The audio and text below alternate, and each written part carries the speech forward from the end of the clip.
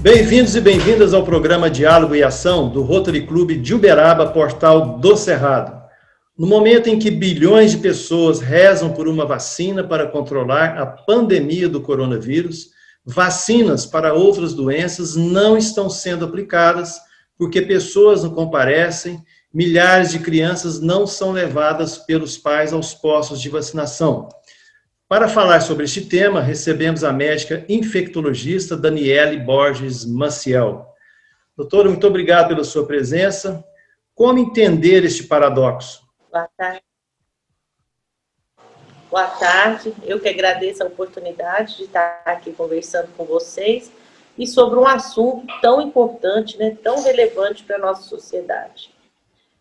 Nós estamos tendo uma queda importante do número de pessoas imunizadas no Brasil nos últimos 2 anos. Isso já vem acontecendo há alguns anos com o movimento anti-vacina que se espalhou pelo mundo, infelizmente. E isso é muito preocupante. As vacinas são muito importantes para a prevenção das doenças infecciosas e até mesmo para a erradicar a doença do país, como aconteceu com o sarampo, que já era uma doença erradicada e hoje nós temos de novo a presença dela no país. Nós estamos tendo, o ano passado nós já tivemos uma taxa de imunização baixa, nós precisamos atingir uma imunização em torno de 90% da população, e esse ano, devido às condições de isolamento que a pandemia do Covid nos impôs, nós chegamos a ter índices menores que 50% de imunização. E isso é muito preocupante pelo risco do retorno dessas doenças, e essas doenças causam comorbidades importantes e podem levar à morte ou sequelas graves.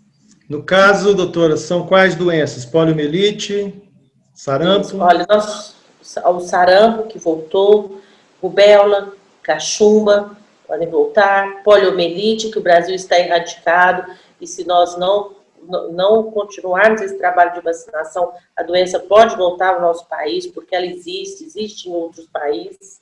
Nós estamos tendo, inclusive, uma baixa vacinação até mesmo da BCG, que é contra a tuberculose. Lembrando que o Brasil é o país que tem o maior calendário vacinal gratuito do mundo. Veja bem, veja bem o que o nosso país nos oferece, né? Então, o que a gente precisa? A gente precisa da boa vontade, a gente precisa da responsabilidade dos cuidadores dessas crianças para que leve elas para vacinar. A vacina é disponível em todo o país, as vacinas são disponíveis em todos os postos de saúde. Nós temos pessoas habilitadas e capacitadas para fazer a imunização dessas crianças. Então, nós precisamos, nesse momento, do apoio da população para que a gente tenha esse sucesso. Às vezes, nesse momento, a gente está todo mundo preocupado com o Covid, mas a gente esquece que as outras doenças não deixaram de existir. Sim. Doutora Daniela, no caso da poliomielite, a paralisia infantil, é correto o dito popular que quando ela não mata, ela aleja?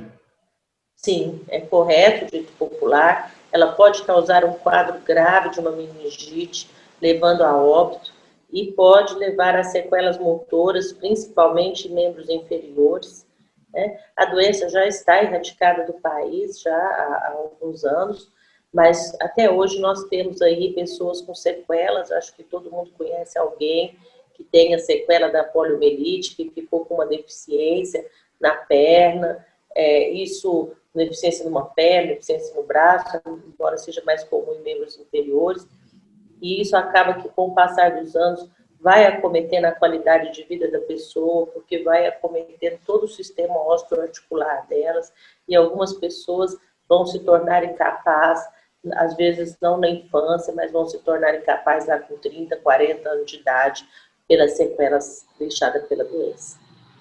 Para entender um pouquinho melhor, o vírus da polio, ele não atua diretamente no membro, parece que é no cérebro. Ele atua no sistema, ele tem uma preferência pelas células do sistema nervoso.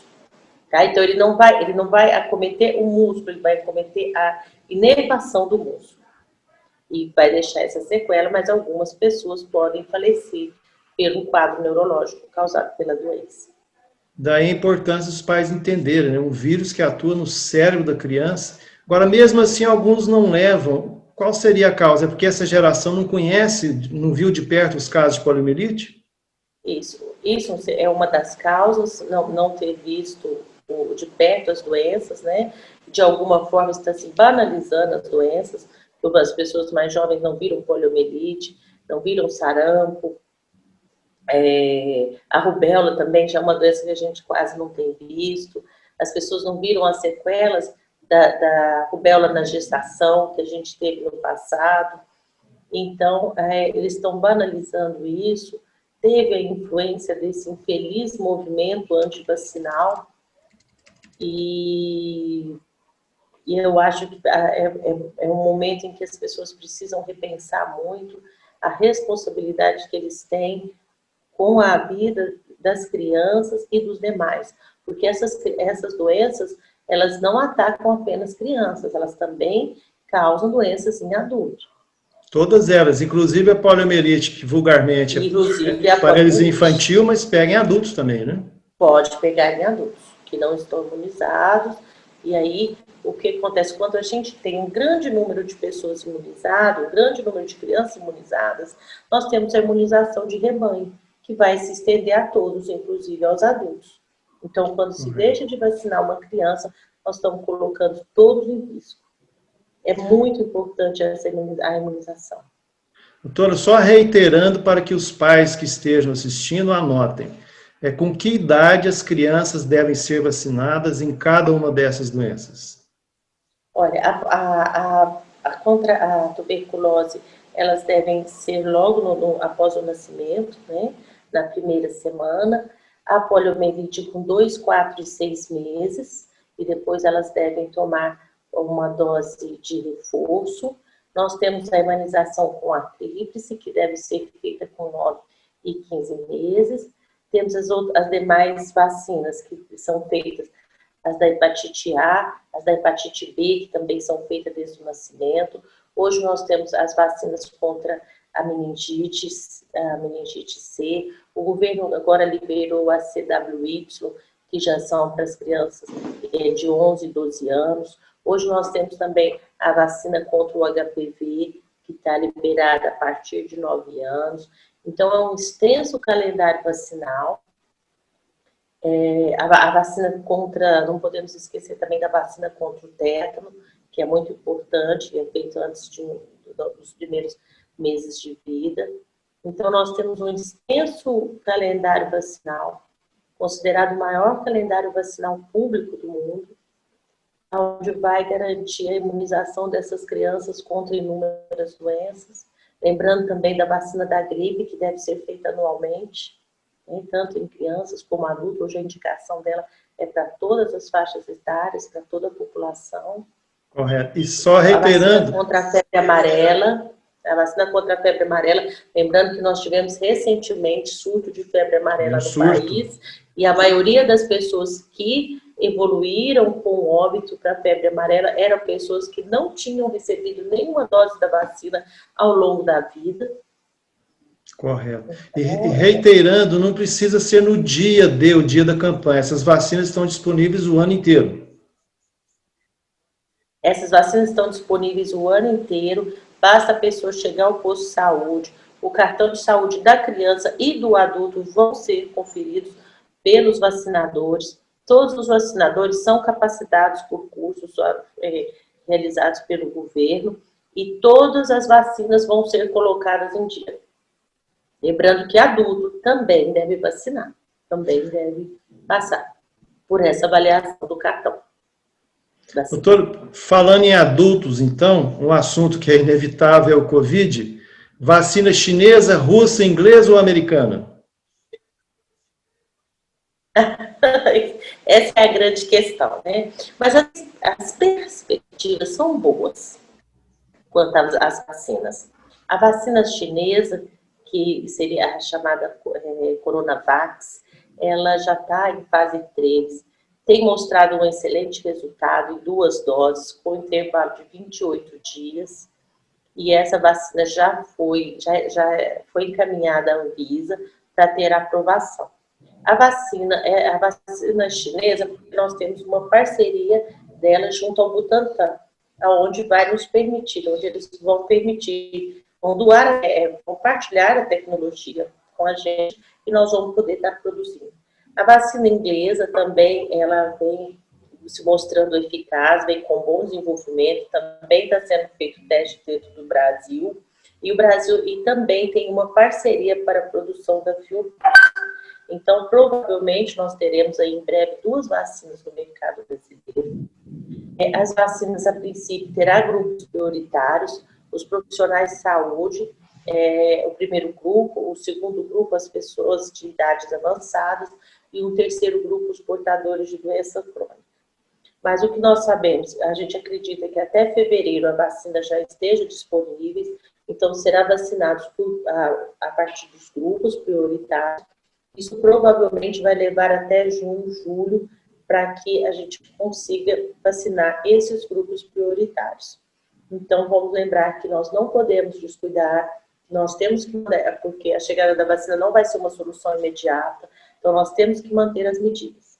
As medidas de distanciamento social, as medidas de manter ambientes arejados, a medida da higienização frequente das mãos, não levar a mão aos olhos, à boca ou ao nariz sem antes ser feita a devida higiene das mãos e o uso de máscara.